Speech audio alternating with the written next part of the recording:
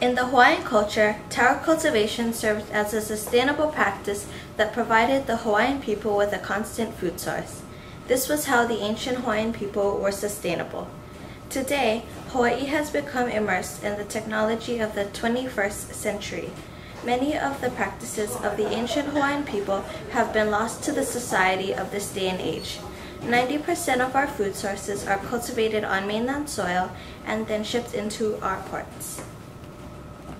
Sustainability, especially here in Hawaii where it's an island state, it's really important so you're not being so dependent on the mainland from the mainland shipping in food and other countries, importing everything as if we were to do it all sustainably here. We could provide for ourselves in the off chance that there is something that happens with our shipping lines and we can't bring food in. So I think it's really important that we can be self-sustainable. To design our system, we started off very impractically because we were so clueless, but I'm glad we started off this way because it had allowed our imagination to take over. Then we started to look at real hydroponic systems, including on the field trips that we went to. When we looked at real hydroponic systems, we got ideas of how to build our own.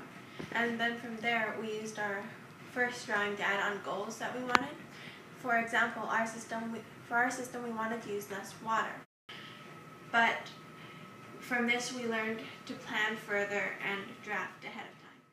Before Home Depot, we had an idea of the design we wanted to build and the materials we needed to build it, but after we visited Home Depot, we ended up changing our design.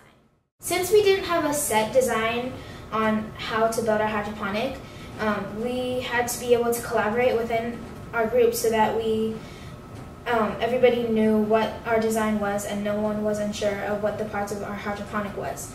In the beginning, we had a lot of trouble with communication in our group because we would go off and do our own thing and we ended up doing the same things or not knowing what each other were doing. From this, we were able to fix our communication within our group and have set tasks each person had to do so that we didn't end up doing the same things before or having the same problems. In our system, the water chemistry as well as its measurements was essential in order to keep our plants thriving. We needed to make sure that our pH was kept in a neutral range in order to allow the plants to absorb certain nutrients.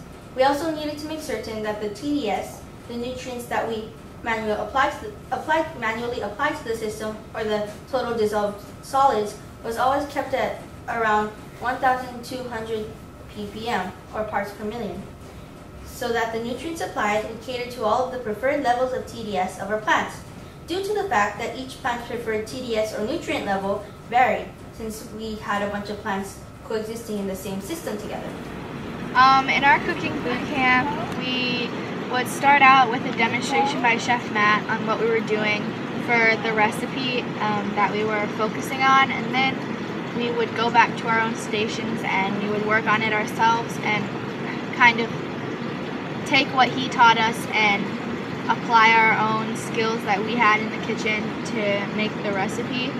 And I think we learned a lot of problem solving, and we learned a lot of cooking skills that will benefit us in this final competition. And I think that with these cooking skills, we started out really kind of sporadic and we started out really all over the place with our cooking, and now we're like a well-oiled machine and we work really well together. To include that in like curriculum for students, because I think, well, for one thing, it's like the direction that our society seems to be going in, like this more reversion to natural or reversion to just like how things were before.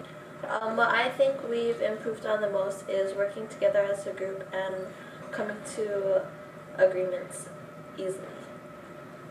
Yeah, I would agree, because we started out fighting a lot and disagreeing a lot, and I think that as the time has gone on, we've learned how to work with each other and how to kind of keep everything as mutual agreements. Yeah, especially with collaboration within the group, I think we've improved on a lot about that because we would fight and not talk or work something out. We all come from different social backgrounds, and it took a while for us to learn to work together and make actions as one.